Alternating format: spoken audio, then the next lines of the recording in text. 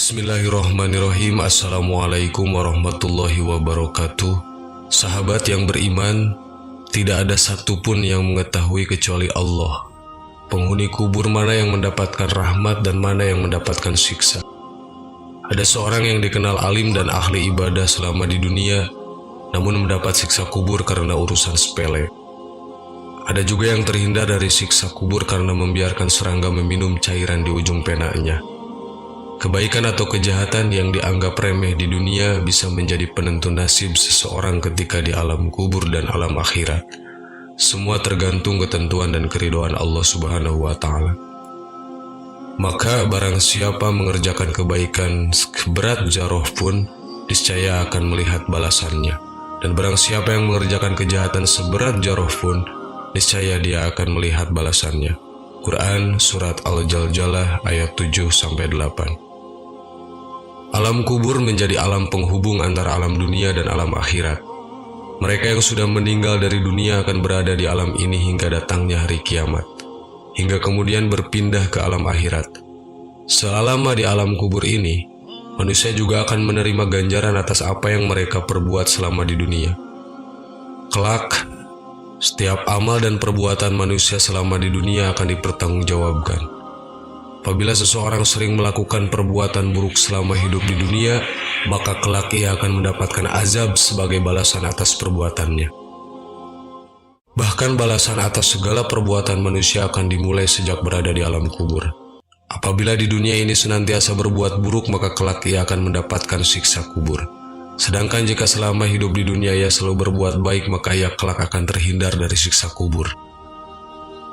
Sebenarnya Allah Subhanahu wa Ta'ala telah menceritakan tentang siksa kubur, terutama siksa kubur yang ditimpakan kepada Fir'aun dan kaumnya. Allah menyebutkan hal tersebut di dalam Al-Quran Surat Al-Mu'min ayat 45 sampai ayat 46. Allah berfirman, "Dan Fir'aun beserta kaumnya dikepung oleh azab yang amat buruk. Kepada mereka dinampakkan neraka pada hari dan pada petang hari, dan pada pagi hari terjadi kiamat. Dikatakan kepada malaikat, masukkanlah Fir'aun dan kaumnya ke dalam azab yang sangat keras." Quran Surat Al-Mu'min ayat 45-46. Oleh karena itulah Rasulullah SAW memerintahkan kepada umatnya untuk selalu berdoa kepada Allah agar senantiasa dilindungi dan terhindar dari siksa kubur.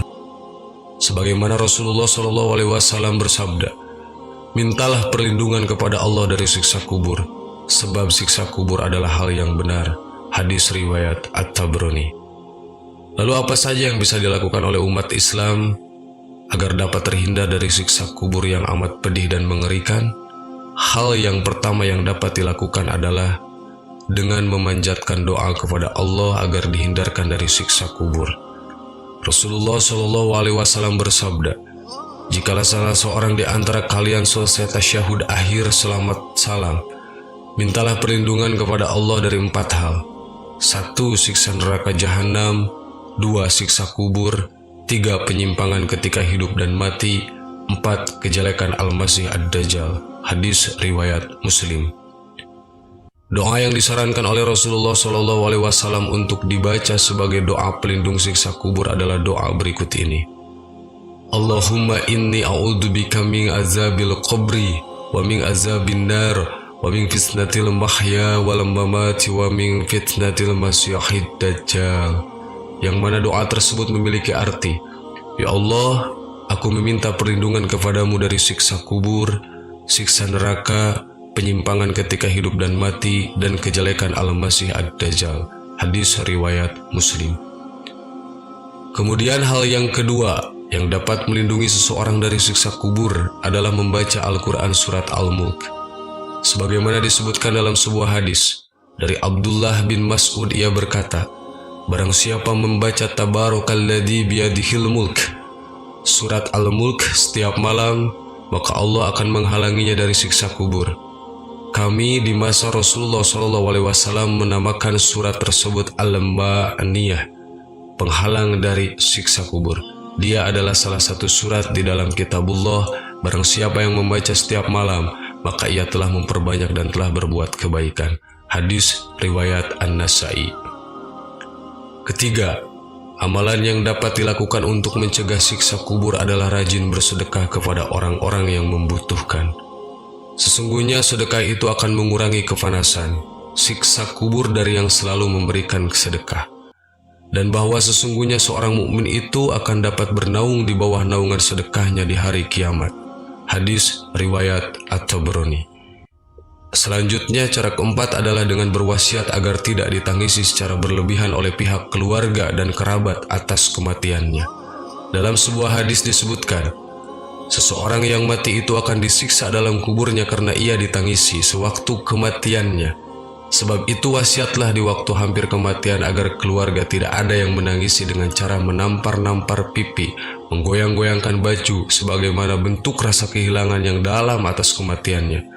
Akan tetapi, tidaklah mengapa kalau menangis biasa saja. Hadis riwayat Bukhari Muslim. Itulah 4 hal yang sebenarnya dapat melindungi seseorang dari pedihnya azab dan siksa kubur yang begitu mengerikan. Keempat hal tersebut adalah dengan membaca doa yang dianjurkan Rasulullah, membaca surat Al-Mulk, memperbanyak sedekah, dan berwasiat agar tidak ditangisi secara berlebihan saat meninggal dunia.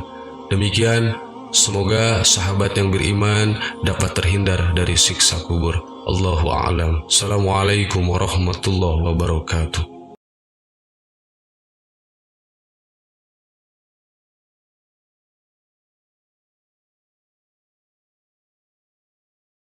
Subhanallah